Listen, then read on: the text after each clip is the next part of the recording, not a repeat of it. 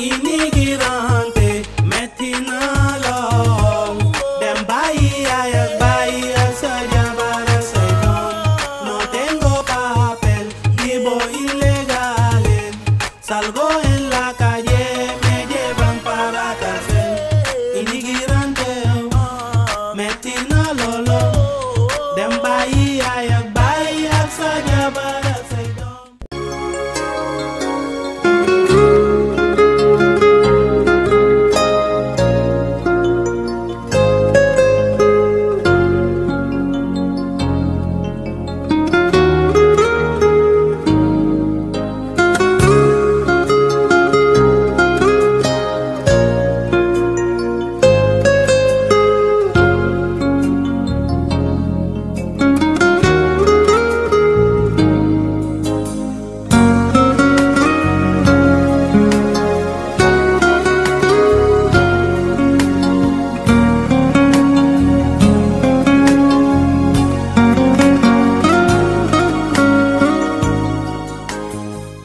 Y luego, después de la firma del pacto también, como lo has dicho justamente, la OIM está manejando la creación de un grupo de trabajo y justamente en las últimas reuniones Alianza ha podido participar y se va a seguir también participando para ver de qué manera todo lo que se ha firmado. Yo creo que lo importante es lo que se ha plasmado a partir de Marrakech, pero ver de manera operativa cómo esas recomendaciones, todo lo que se ha planteado como objetivo del pacto, podrían tener un seguimiento de manera operativa para que eso podría también tener cabida en la vida real. No se trata solamente de decir que queremos eso, pero hay que ir hacia la operacionalidad de todo lo que se ha recomendado como dentro de ese pacto.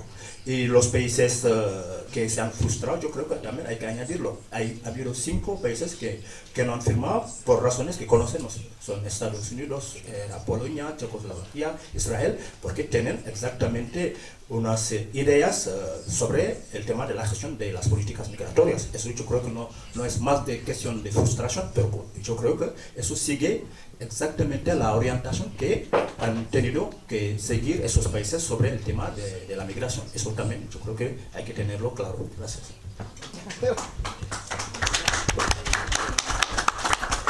First half I was like searching and wondering, but now everybody is a bit energized, right? So we're going to be a little bit lively. Let me tell you a little something.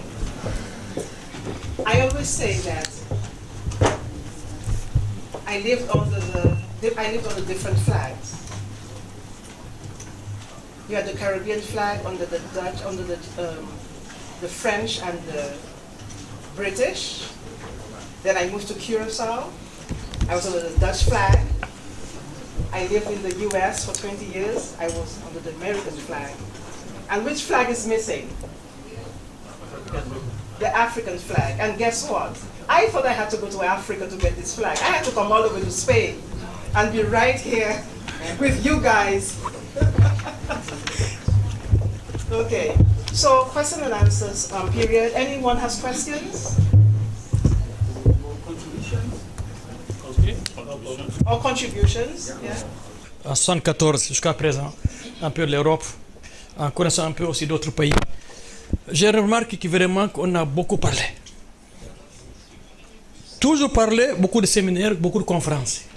Il est souhaitable vraiment qu'on mène des actions concrètes auprès de la population vulnérable dans nos pays. Nous pensons que vraiment que sans des actions concrètes, parce qu'il y a des organisations qui ont des idées, des projets, s'il vous plaît, il faut diminuer de parler un peu, de mener des actions concrètes auprès de la population. Parce qu'il y a des jeunes, des femmes dans nos pays d'origine. Tout le monde veut venir en Europe. C'est pas possible de dire à quelqu'un, il ne faut pas aller en Europe. Il faut dire, ah, vous ne voulez pas que j'aille, mais vous êtes là-bas. Il faut créer des conditions à la base dans les villages. Il y a beaucoup de fonds et de monde dans ce monde. Mais pourquoi ces fonds ne vont pas à la base? Développer l'Afrique. Ça suffit de parler vraiment. Il faut qu'il y ait des fonds pour donner à la société civile d'aller dans les villages, d'aider la population. Sans développement, il n'y a pas de problème.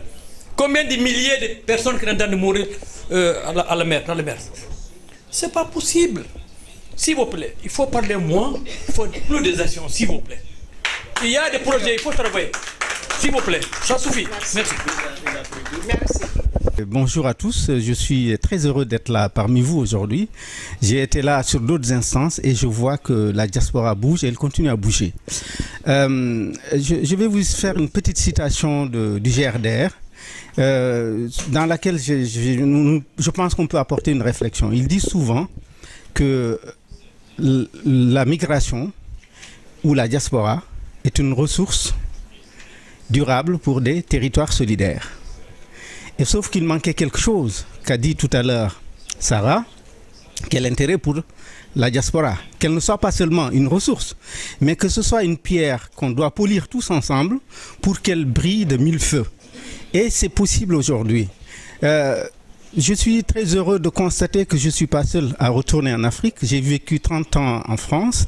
Aujourd'hui, je suis retourné au pays.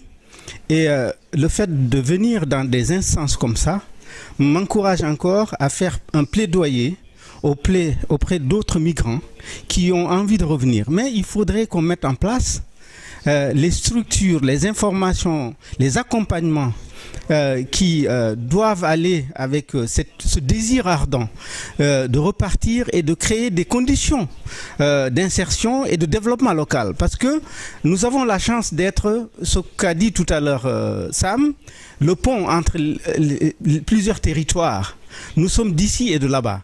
Et souvent on nous demande de choisir des nationalités, c'est pas bon. Il faut qu'on reste toutes les nationalités qu'on a choisi d'être.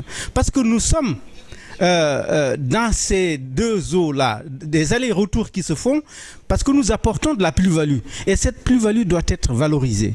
Et nous sommes là aujourd'hui peut-être pour réfléchir ensemble sur le comment. Comment le faire? Avec qui? Merci. Assalamu alaikum. Hola, muy buenos días a todas. Es la primera vez que yo participo en estas cosas y me encanta, querer saber más y porque somos inmigrantes, somos las mujeres también. Pensaba, las mujeres aquí somos más cansados que todo el mundo. Es lo que he dicho siempre, porque todo el mundo pensaba Europa, pero cuando venimos aquí metemos un pozo, no podemos salir. Yo soy la presidenta de Mujeres Africanas Alta Maresma, pero lo que yo quiero y ayudar vosotros, puede ayudar nosotras, las mujeres que vivimos aquí, podemos hablar con las mujeres que están allá también, porque aquí cuando viene aquí pensaba tú viene por feliz, viene por sufrir, hay mucho sufrimiento aquí, hay muchos. Para unirnos, juntamos, formamos una piña, podemos hacer todo. Y podemos ayudar los niños, podemos ayudar los hombres, pero falta unir, falta, ponemos como una piña y faltamos fuerza. Esta fuerza vamos a hablarlo, solo la boca no. Tenemos que sentirlo dentro del corazón. Esto si lo hacemos podemos hacer todo lo que queremos. Somos africanos, somos negritas, tenemos fuerza valiente y luchadora. Por favor, no dejamos solo palabra. Tenemos que hacerlo practicar, no solo palabra. Gracias. Merci. Je voudrais faire une petite contribution par rapport au thème de ce jour. En fait, vous parlez de développement, mais il faut connaître que le développement ne se fait pas du dehors. Ça, c'est important. Le développement ne se fait pas par procuration. Le développement est une dynamique endogène. Et ça se fait par les populations. Les citoyens doivent être les initiateurs, les auteurs, les acteurs et les architectes de leur propre développement. Sinon, il n'y a pas de développement. Et la diaspora est considérée comme des citoyens. Donc, ils doivent participer activement à la construction de leur pays d'origine. Ça, c'est de un. De deux, le problème auquel les pays africains sont confrontés, c'est simple. Au niveau de la tête des institutions républicaines, nous avons des leaders transactionnels et non des leaders transformationnels. tant qu'on a des leaders qui pensent à leurs intérêts personnels, il est impossible de prétendre à un développement. Il appartient maintenant à la population de choisir des leaders transformationnels pour apporter un développement. Je vous remercie.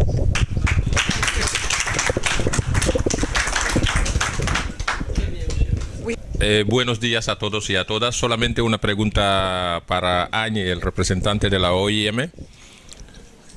Es una duda que yo tengo. Los fondos que se entregan a los inmigrantes para el retorno, ¿no os parecen pocos? Y segundo, ¿realmente sabéis para qué sirven? Sí, es verdad que los fondos de la OIM sobre programas de retorno son financiados a nivel europeo en relación con el gobierno español. Y es verdad que los fondos que se financian para los retornos, que son, hay que indicarlo también, voluntariado, porque todas las personas que se apuntan a sus programas lo quieren, no son programas forzados. Es verdad que la financiación de los fondos podrían ser estimadas entre 3.000, 3.500 o más, menos de 4.000. Si consideramos para una persona que quiere retornar a su país, que quiere hacer una reinserción adecuada, puede tener algo, pero de verdad podemos considerar también que si tenía más, a lo mejor la perenización de lo que esa persona quería hacer podría ser más factible, más viable. Pero a pesar de todo, es lo que hay y es lo que damos a los voluntarios que se apuntan a los programas de retorno en Senegal o en otros países de África, porque también hay otros países de África. Y lo que hemos visto, desde la experiencia que he vivido personalmente a nivel de la OIM, hay un seguimiento, porque la OIM Senegal también acompaña a esas personas cuando llegan a obtener esa financiación, para ver cómo acompañarles, que estén en Touba o otro lugar de Senegal. Y hay unas personas, yo he visto un caso particular de un chico de Saint Louis que ha podido tener 3.500, menos de 4.000, y que tenía una perspectiva de tener una reinserción en Senegal, porque aquí los que retornan también no tienen una perspectiva de quedarse aquí en España. Y cuando ese chico volvía a Senegal, en Saint Louis, su padre tenía tierras y ha invertido en la agricultura. Y hoy en día, a partir de ese programa de retorno, este chico emplea a 3 personas en tema de agricultura. Entonces, yo creo que no podemos, si hay más, yo creo que será más viable que la reinserción y la viabilidad sea. Pero a partir de lo que han tenido, otros tienen taxis. Y esos taxis también les permiten tener algo para poder vivir, hacer vivir a la familia. Eso es lo que quería responder a tu pregunta. Gracias. Je suis David Foucault, je viens du Luxembourg. Nous avons fondé une maison de l'Afrique au Luxembourg. Et ma question s'adresse surtout encore à l'OIM, parce que je vous soupçonne de jouer le jeu de la migration, contre la migration des jeunes Africains. Parce que nous, à la Maison d'Afrique, il y a une personne qui s'est engagée, parce que nous devons aussi comprendre que les migrants n'ont pas toujours beaucoup de moyens, parce qu'on ne leur donne même pas de moyens de bien s'insérer dans la société européenne. Nous ne l'oublions pas, il y a beaucoup de problèmes de racisme et tout ça, et certains n'ont pas de travail. Et donc ils se retrouvent coincés avec tous ces problèmes, et ils se présentent chez l'OIM, ils demandent l'argent de retour parce qu'ils n'ont pas d'autres possibilités. On leur donne une petite somme de 3 000, 3 500 € pour qu'ils retournent dans son pays. Mais pourquoi ne pas chercher à l'insérer dans le pays où il vit? Pourquoi l'OIM ne peut pas le faire? Pourquoi l'OIM veut absolument jouer ce jeu de l'Union européenne pour envoyer les gens chez eux? Voilà, c'est ma question.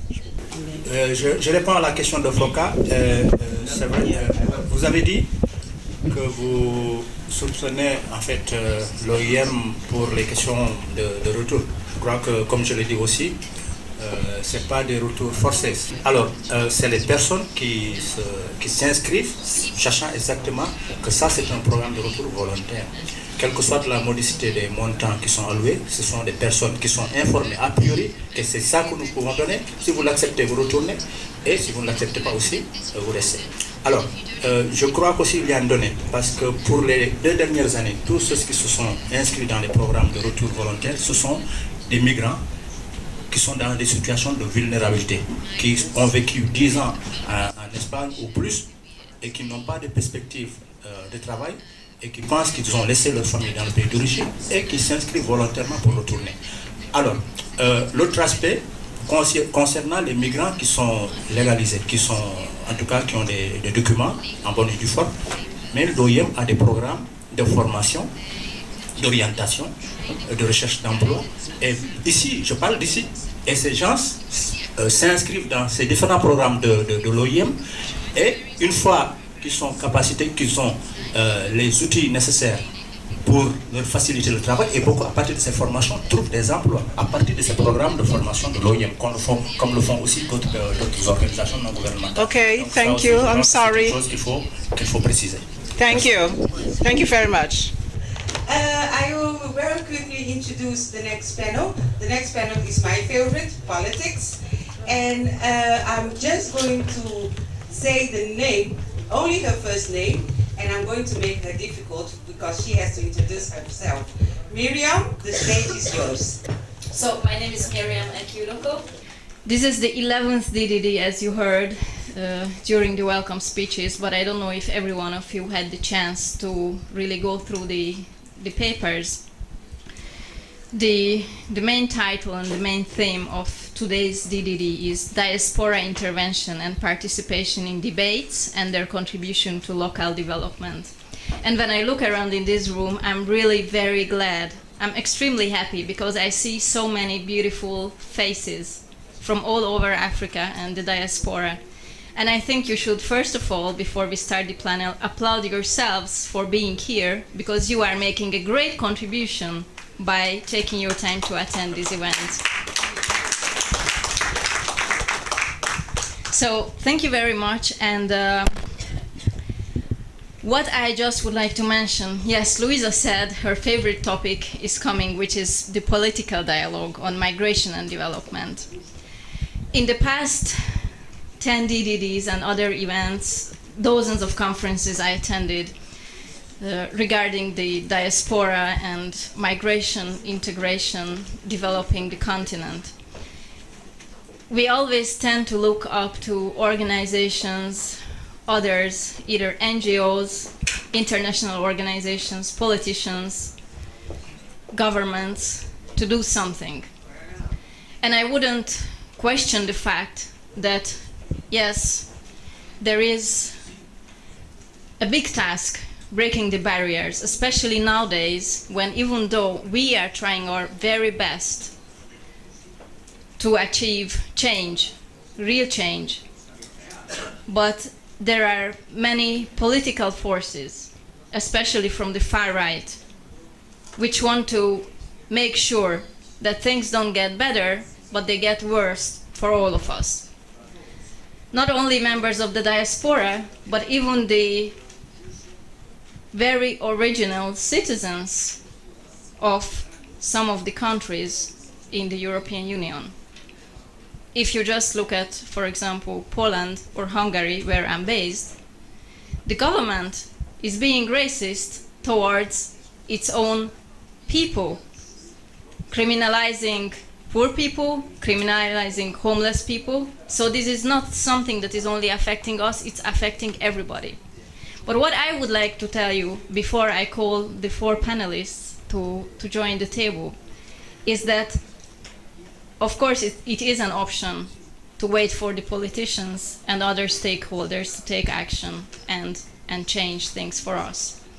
But there's a saying, I don't know whether you heard it or not, it's a very old African proverb, which goes by, if you think you are too small to make a difference, you have not spent a night with a mosquito. So I would like to encourage all of you to take this thought with you, and from today, be active on whatever level you are, because you are capable of making the change. And now let me introduce our 4 panelists for the next panel, which is Political Dialogue, Migration and Development. Let me call Mr. Ahmed El Kanous, Councillor of Molenbeek from the Brussels, to join our table. Professor Ali Tandian, who leads the group for study and research of migration at the University Gaston Berger de Saint-Louis. Monsieur Ali, merci. Marie-Jeanne Omari Vayuma, Councillor of Liège. Marie, please. And last but not last, Mr. Abdoulaye Fall, who is a PhD holder in demography, and he's researching the Senegalese diaspora. So, welcome to the board. Je représente ici d'abord l'association qui est membre de ADEPT, donc Trévision Impact de la ville de Liège en Belgique. Et je suis aussi honorée de pouvoir prendre la parole devant vous pour parler aussi de mon autre casquette qui est celui de conseillère communale de la ville de Liège. Conseillère communale du Parti socialiste de la ville de Liège, première aussi black ou noire, je dis black comme nos jeunes aiment bien dire black, noire, personne d'origine subsaharienne au conseil communal de Liège. Donc la ville de Liège, c'est une ville d'à peu près 200 000 habitants, une ville avec une population de 140 nationalités différentes, et donc une ville avec un budget pour 2019 d'à peu près 560 millions d'euros. Donc la ville de Liège, moi je suis tombée par hasard il y a 17 ans, parce que j'ai grandi en Belgique, mais à Bruxelles. Mais tout à l'heure, non, hier on me disait déjà que j'ai déjà l'accent liégeois parce que certainement que j'adore beaucoup, je me sens vraiment chez moi à Liège. Et donc au départ, quand je me suis mis sur les listes du Parti socialiste, j'étais déjà membre, mais c'est parce que j'étais vraiment très active dans le monde associatif et dès qu'on nous a donné l'opportunité d'être sur une liste électorale, mes amis qui m'accompagnaient, beaucoup d'amis masculins, pour dire qu'on travaille toujours en partenariat, hommes et femmes, m'ont encouragé à aller sur ces listes compte tenu du travail que j'avais déjà mené sur le terrain liégeois. Et moi ici je voulais partager avec vous la représentation de personnes d'origine étrangère sur des listes électoraux. Donc mon expérience, c'est que j'ai observé et c'est qu'on a tiré comme leçon. Donc en 2000, c'est à partir de 2000 qu'on ouvre les listes aux personnes de ma couleur dans cette ville. Et c'est le Parti socialiste qui l'a commencé. Donc en 2000, il y a 3 candidats d'origine subsaharienne, pas d'élection, pas d'élus. 2006, je deviens candidate, donc ça fait 12 ans que je suis dans cette démarche. 2006, nous sommes à peu près 12 candidats sur différentes listes, hein, des personnes d'origine diverses. Et on commence d'origine diverse d'Afrique subsaharienne. 2018, puisque c'est chaque 6 ans que nous avons nos élections communales, nous nous retrouvons à peu près 30 candidats d'origine subsaharienne. Donc nous devenons quand même beaucoup de concurrents entre nous. Nous devenons, puisque la population aussi subsaharienne n'est pas énorme. Et je vous emmène cette réflexion pour vous dire, voilà, il y a une ouverture, c'est une fierté de se dire que tous ces partis nous ouvrent leurs portes. Donc c'est très intéressant, mais est-ce que ce n'est pas non plus un piège parce que, où est-ce que nous allons puiser? Quel est le profil de ces candidats? La plupart du temps, on se connaît entre nous qui travaillons dans l'associatif. Donc, en 2018, je vous dirais qu'on pouvait être peut-être 3 sur les 30 candidats qui œuvront dans le monde associatif, que nous connaissons mutuellement, qui nous respectons, qui travaillons ensemble, mais peut-être qu'on partage des valeurs différentes, mais des valeurs humanistes, mais des valeurs différentes de gauche ou de droite. Et donc, c'est vraiment, à un moment donné, une concurrence parce qu'on n'a pas encore une maturité. On pourrait se dire, bah, les Blancs aussi, ils sont plusieurs sur la même liste, ce sont des concurrents aussi, mais nous sommes seulement à notre entrée dans la vie politique, ce qui fait que dans nos mentalités, on va d'abord voter la personne qui vient de son village. Même si on se retrouve à 8000 km, on a cette problématique de représentation. Moi, je suis entrée sur les listes en me disant, je vais représenter la communauté subsaharienne de Liège, en général. Mais une fois qu'on est plusieurs candidats, ça devient vraiment un problème de concurrence, d'amitié, de liens forts ou pas forts. Et donc, comme nos collègues politiciennes hier nous ont dit au Parlement hier, c'est vraiment le travail associatif qui paye. Parce qu'à ce jour, depuis que je suis rentrée au conseil communal en 2017, donc il y a eu des élections en 2018, j'ai été la seule personne élue de nouveau d'origine subsaharienne. Parce que j'ai le travail que nous menons avec la population liégeoise en général et la population subsaharienne, donc pas seulement parce que je suis d'origine congolaise, pas seulement les Congolais, mais toutes les personnes black. Donc ça a payé. C'est pour dire que l'investissement que nous faisons au niveau de notre travail associatif, à un moment donné, ça peut porter. Et ça porte pourquoi? Parce que je deviens quoi? Je reste le pont entre cette base et l'espace dans lequel je suis rentrée. Un espace de représentation, un espace de prise de décision, mais surtout, ce que j'ai appris là-bas, surtout c'est un espace d'information. Donc c'est là où on a toutes les informations sur la vie quotidienne de notre ville, sur tout ce qui concerne l'éducation, les travaux de la ville, l'environnement. Donc à un moment donné, je peux, par rapport à ce que j'étais en 2000, en 2006, je peux maintenant donner beaucoup d'informations. Je tiens des permanences sociales, donc j'ai toujours ma casquette associative, ma casquette politique, où je deviens vraiment une source d'information pour les Liégeois, mais pour ma population d'origine, parce que ils n'ont pas, il y a la proximité que je sois en politique et que je sois aussi l'une des leurs, parce que c'est là qu'ils obtiennent de plus en plus d'informations. C'est aussi, je deviens aussi l'interpellante de tout le monde, puisque je dois jouer ce rôle-là, les interpellations que je reçois de la ville, des personnes qui me contactent, je dois aussi les répertorier. Donc, grâce à cette casquette, je peux vraiment être entre deux espaces et je pense que j'ai atteint mon temps de parole. Voilà. Largement dépassé. Je pense que vous pourriez encore me poser d'autres questions après, mais voilà ce que je voulais partager avec vous. Merci.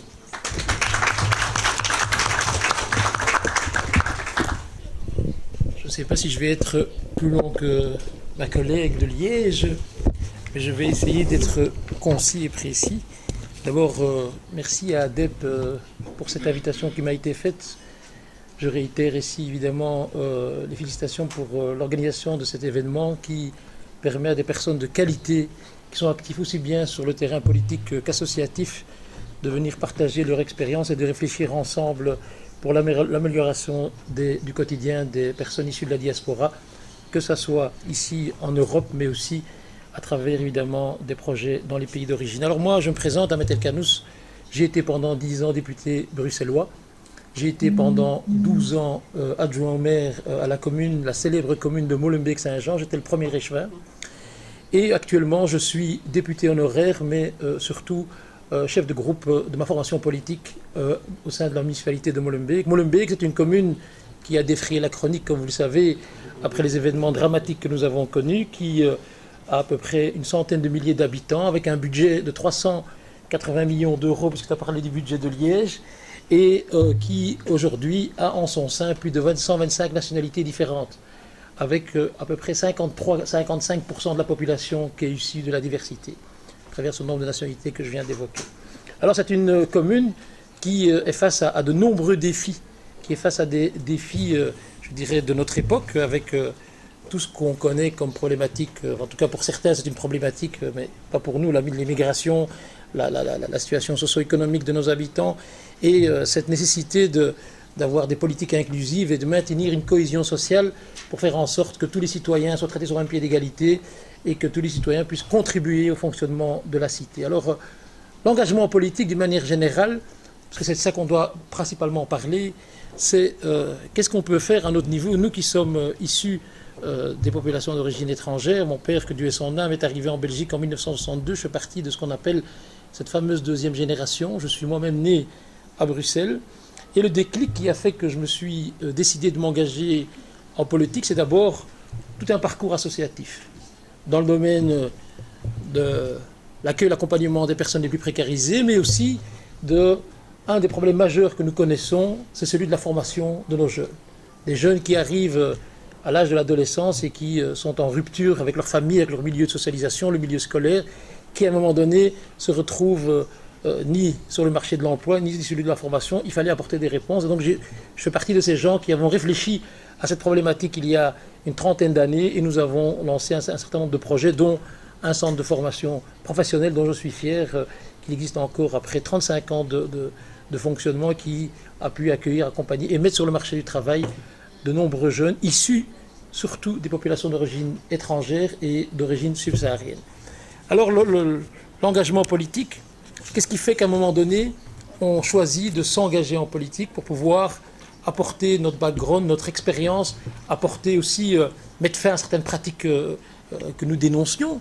Comment est-ce qu'on peut, nous, avec notre histoire, avec notre vécu, avec nos racines, faire en sorte que nous puissions apporter une contribution positive au fonctionnement de la ville, mais aussi implémenter des politiques au niveau local et, comme j'ai pu le faire dans ma commune avec les modestes moyens qui étaient les nôtres, pouvoir créer des ponts avec des pays africains, je pense au Maroc, je pense au Sénégal, mais aussi à d'autres pays. C'est que nous avons d'abord cette volonté de non seulement nous présenter face aux électeurs, mais sans naïveté aucune. Vous savez, l'engagement politique, elle a rappelé quelques moments clés de l'histoire de l'engagement des personnes issues de la diversité.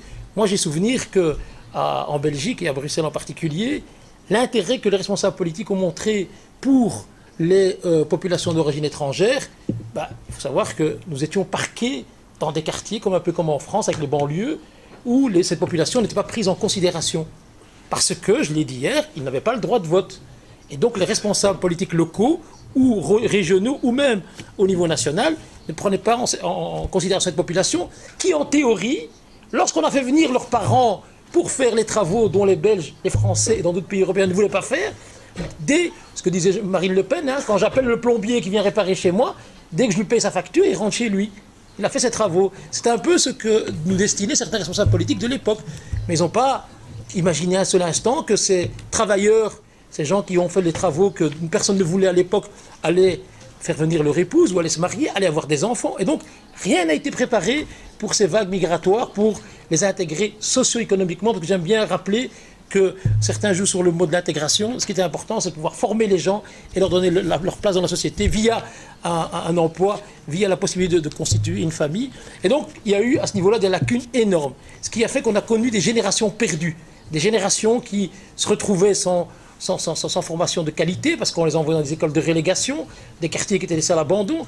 Et ça a provoqué un certain nombre de révoltes chez certains acteurs de l'associatif, dont moi-même. Et j'ai essayé de m'engager en politique, mais sans naïveté. Parce que les partis, quand à un moment donné, après des événements très graves, nous avons connu, pas en 2000, mais en 1991, nous avons connu des émeutes à Bruxelles. Et là, la population, les responsables politiques, se sont rendus compte qu'une partie de la population, laissée à l'abandon, avait choisi la violence pour revendiquer des droits. Et donc, il fallait mettre en place des politiques pour améliorer leurs conditions de vie, réhabiliter des quartiers entiers, mais aussi leur permettre de s'exprimer sur le terrain politique. Et c'est là qu'il ne faut pas être naïf, parce que les partis politiques, tous partis confondus, dont le mien, c'est qu'ils nous voient à travers nous. Vous savez, pour ceux qui sont engagés en politique, n'est-ce pas, lorsqu'on va chercher des électeurs, qu'est-ce qu'on identifie? Les niches électorales. Et puis on voit qu'il y a là des électeurs, ils deviennent belges, on a les statistiques, ils sont d'origine marocaine. Donc on doit trouver un leader au sein de cette communauté-là, qui va aller capter ces voix. Mais on s'en fout des revendications. C'est qu'on a besoin d'un presse-bouton, quelqu'un qui va venir, qui va s'installer, on va lui dire, Monsieur Van Pieperzel ou Monsieur Moustapha ou que sais-je, quand il faut, vous appuyez sur le bon bouton. Et donc on ne prend pas en considération tes critiques, ta vision, les projets que tu pourrais amener. Et donc là aussi, il y a un combat à faire au sein des partis. C'est lorsqu'on intègre des partis politiques, c'est de pouvoir aussi venir avec, je dirais, les particularités de notre vision de la société, mais qui s'inscrit toujours dans le cadre, évidemment, légal de la société dans laquelle on est. Mais c'est très compliqué à un moment donné de pouvoir imposer certaines idées et de pouvoir défendre certaines idées dans des partis qui ne sont pas prêts à accepter cette diversité de pensée. L'engagement des personnes, et pour que ces personnes soient élues, il faut aussi faire un travail de sensibilisation par rapport aux, je vais presque finir, aux électeurs qui, dans certains pays européens, qu'ils soient d'ailleurs d'origine étrangère ou même des autochtones, n'ont pas cette volonté de participer et de poser l'acte démocratique de choisir les bonnes personnes pour les mettre à la bonne place. Et donc là, il y a un travail, et plus particulièrement dans les diasporas, il y a un travail à faire pour pouvoir sensibiliser et surtout responsabiliser les gens pour leur dire « votre voix, elle doit être entendue ».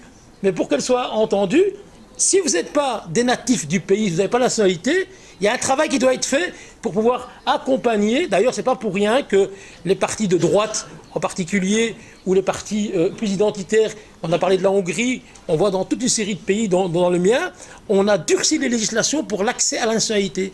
Parce que pour les décideurs politiques qui n'ont pas la même vision d'une société ouverte, inclusive, où il y a une cohésion sociale, ils vont faire en sorte que ceux qui demain pourront faire pencher la balance n'aient pas le droit de vote. Et donc il y a un travail à faire pour sensibiliser, que ce soit de la part des responsables politiques, de pouvoir se battre, comme moi je le continue à le faire, même si je ne suis plus, je suis toujours membre d'un bureau politique, pour faciliter l'accès à la nationalité, parce que je reste convaincu que chaque citoyen est égal à une voix, et toutes ces voix comptent pour pouvoir créer une société où règne la cohésion. Cette cohésion, elle doit être indispensable. Vous savez, on a parlé de la place au sein de la société.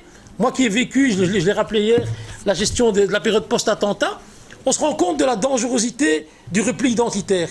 Le fait que on peut mener, vous savez, moi je suis heureux quand je viens ici à Barcelone, qui mène des politiques d'ouverture vis-à-vis des communautés d'origine étrangère, mais on a parlé de la droite extrême, mais soyons aussi vigilants par rapport à ceux qui, dans nos communautés, vont amener de l'eau au moulin de cette droite. Vous savez, on dit que les extrêmes se rejoignent, et donc nous devons aussi avoir cette responsabilité de pouvoir faire en sorte de maintenir cette cohésion sociale. Et ça passe par la formation des gens qui vont s'engager en politique, ça passe par un travail de sensibilisation par rapport à cette possibilité qu'ont les citoyens de pouvoir faire entendre leur voix à travers leur choix politique, quel qu'il soit. Moi, je n'oriente personne par rapport à ce choix idéologique, tant qu'ils sont démocratiques et tant qu'ils répondent à l'intérêt général. Et lorsque nous sommes élus, moi je suis élu, je suis d'origine marocaine, je ne suis pas l'élu des Marocains. Hein. Je sais que les Marocains, ils ont voté pour moi, ou les personnes d'origine marocaine, et je suis vraiment fier de ça. Mais quand je suis aux responsabilités, je ne connais ni les personnes sur base de leur origine, ce qui m'intéresse, c'est la population dans son ensemble. Et j'œuvre pour que cette population puisse vivre en harmonie, qu'il y ait une cohésion sociale, qu'il n'y ait pas d'injustice, qu'on fasse reculer la pauvreté, qu'on puisse donner à chacun la place dans la société. Et cette responsabilité-là, elle est du chef de toutes et de tous. Merci, nous devons... merci. Excusez-moi.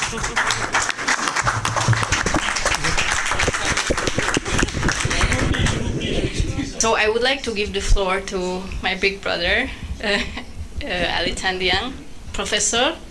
Désolé, je suis très provocateur de nature. Et je voulais même me provoquer tout à l'heure quand Sam m'a dit que vous allez intervenir. Je me suis dit, est-ce que je ne vais pas prétexter que je viens d'arriver et que j'ai quitté Dakar depuis 18 heures? Est-ce que ce n'est pas un bon prétexte? Je me suis dit, bon, je vais partager 2-3 petites idées pour la question d'engagement politique. Vous vous souvenez très bien quand Obama est arrivé aux États-Unis comme président. Combien y a-t-il d'Africains qui n'ont pas fantasmé pensant que les choses vont être améliorées? Nous étions nombreux en nous disant que, tiens, l'Afrique a un président aux États-Unis.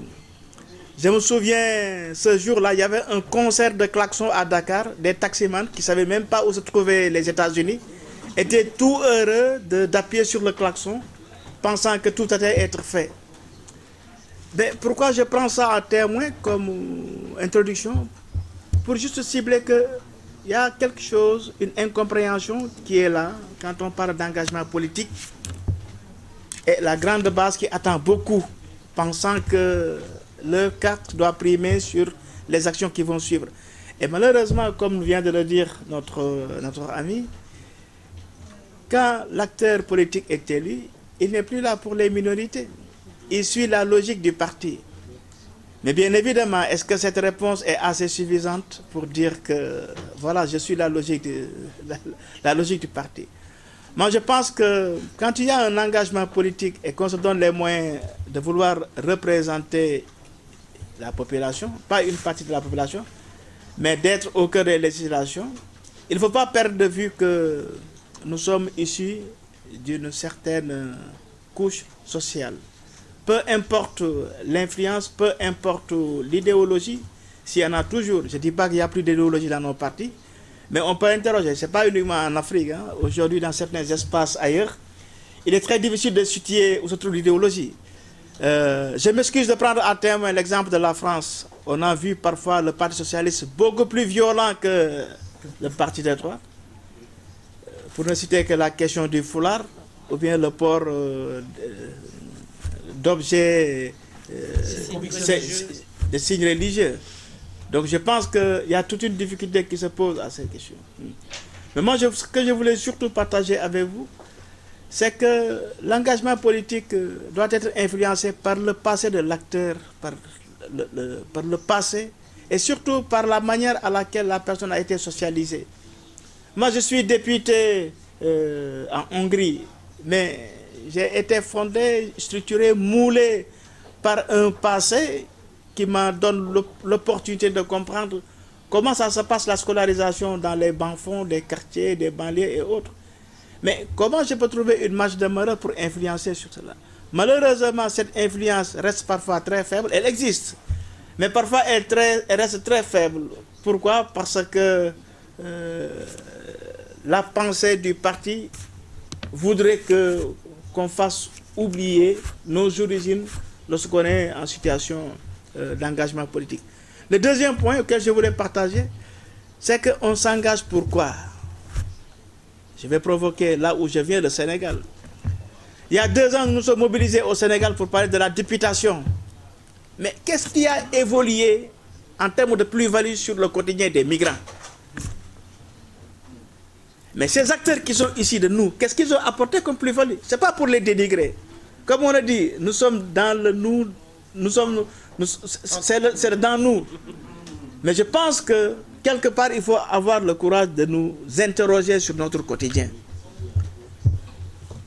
Les députés qui sont issus de la diaspora, il y a eu beaucoup de doutes au moment de l'élaboration, au moment de la conception des outils.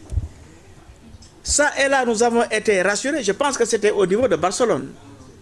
Nous avons été assurés, rassurés, tout va bien se passer, n'oublions pas, on va mettre en place des visioconférences, on va faire des visites. Je ne suis pas très sûr que tout ce qui a été défini au préalable a été suivi. Ce n'est pas une manière pour dénigrer. Mais est-ce que les acteurs que nous sommes migrants, est-ce que nous sommes suffisamment exigeants avec nous-mêmes? Moi, je ne suis pas de ceux qui disent qu'on ne fait pas assez pour nous. Mais est-ce que nous sommes exigeants par rapport aux politiques pour qu'on fasse davantage pour nous? Merci beaucoup.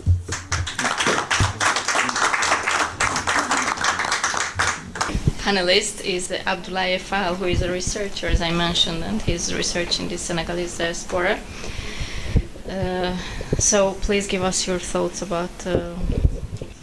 Como sabéis, a los demógrafos nos gustan mucho los números, las cifras, las estadísticas, pero procuraré no aburriros y que los números que utilizaré hagan más, digamos, comprensibles mi intervención.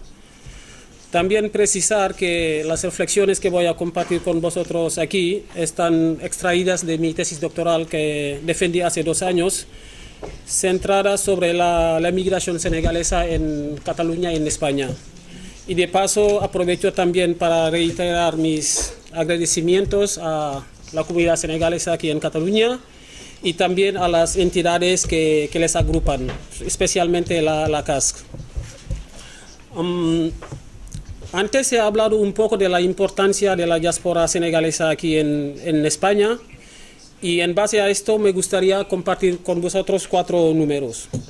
En 1999, cuando se empezaron los primeros registros aquí en España, habían unos 691 senegaleses registrados. 691. desde entonces ya han pasado 20 años y el recorrido que hemos seguido es bastante importante en términos de stock, de números de senegaleses que viven en España. Ahora mismo, en 2019, se estiman en unos 62.000 los senegaleses que viven en España. Hemos pasado de 600 y pico a 62.000 en 20 años. Y de estos 62.000, una tercera parte vive en Cataluña. Entonces, es importante. Esto sugiere que tengamos en cuenta que las acciones que se pueden emprender, que se pueden iniciar desde aquí, Cataluña, puedan tener una repercusión bastante importante en el conjunto del colectivo senegalés. En todo, si miramos un poco el recorrido de la evolución de los flujos de senegaleses en España, hay un año que marca como un punto de inflexión, ¿no? Que es el año 2006, porque hasta 2006 el colectivo de subsahariano más importante en España han sido siempre los gambianos. Pero a partir de 2006, ¿qué pasa? Lo que se llama la mal llamada crisis de los cayucos. Todos recordamos las imágenes proyectadas de manera continua a la tele, con cayucos llegando, gente en situaciones difíciles. Y las estimaciones apuntan a que durante el año 2006 llegaron en España 30.000 senegaleses subsaharianos, de los cuales la mitad, 15.000, eran senegaleses. Y esto implicó un cambio drástico en las tendencias, que los senegaleses pasaron a ser el primer colectivo de subsaharianos en España. De africanos son los marroquíes, pero después los marroquíes son los senegaleses.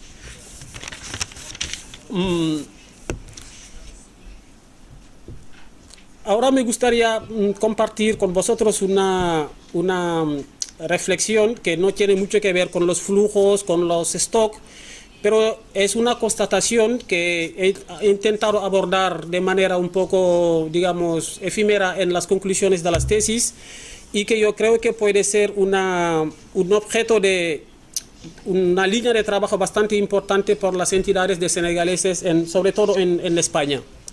Es la cuestión de los jubilados.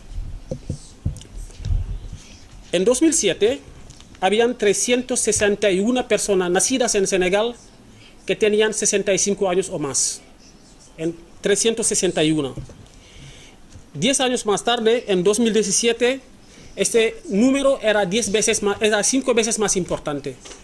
Y de aquí 10 años, digamos en 2027, tendremos 9.124 personas nacidas en Senegal que tendrán 65 años o más.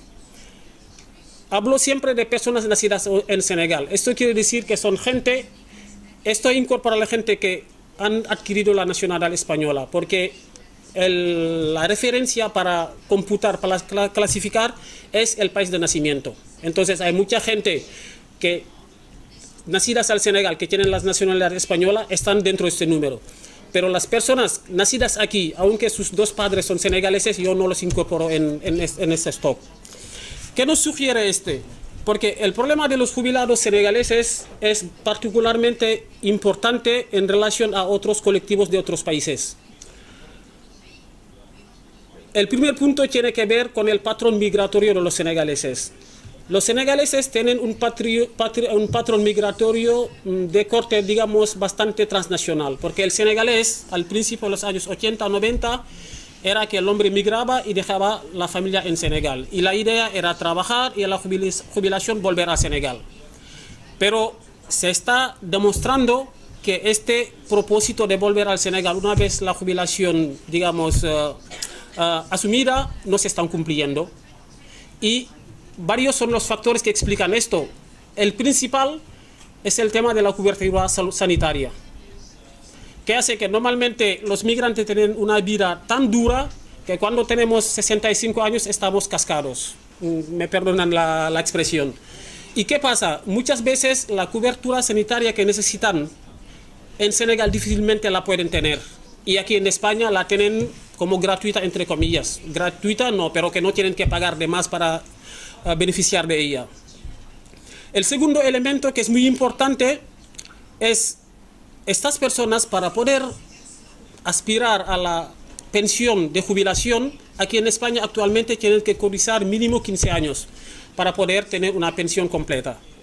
Y muchos de estos senegaleses, durante su vida activa, o no han cotizado bastante, o tenían una actividad que no les permitía cotizar la venta ambulante, los mercadillos, y esto hacía difícil que estas personas puedan llegar a cumplir con el tiempo mínimo de cotización.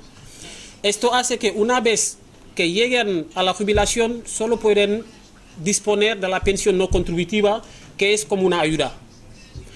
Con esta ayuda, si no tienen la nacionalidad española, si te vas a Senegal, te lo cortan. Entonces, estas personas están obligadas a quedarse aquí con todo lo que implica de cuidados, de servicios específicos que necesitan para su bienestar. Entonces, aquí interpelo yo tanto las entidades de senegaleses como el gobierno español, como el gobierno senegalés, porque este problema tiene un punto focal, que es mientras no haya un acuerdo bilateral de seguridad social entre los dos países, será muy difícil poner en marcha esto. Y España ahora mismo en África solo hay tres países que tienen este concierto, que es Marruecos, Tunisia y Cabo Verde. Entonces yo creo que el reto más importante que se nos presenta ahora mismo es intentar abordar esta problemática, porque tarde o tarde nos interpelará como migrantes. Gracias.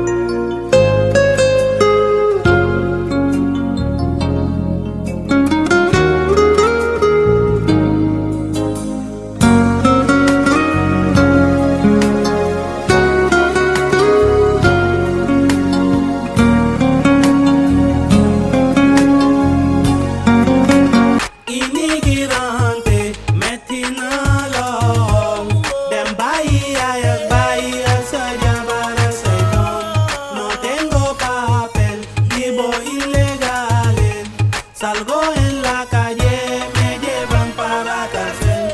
Inmigrante, metina lolo, dem Bahía.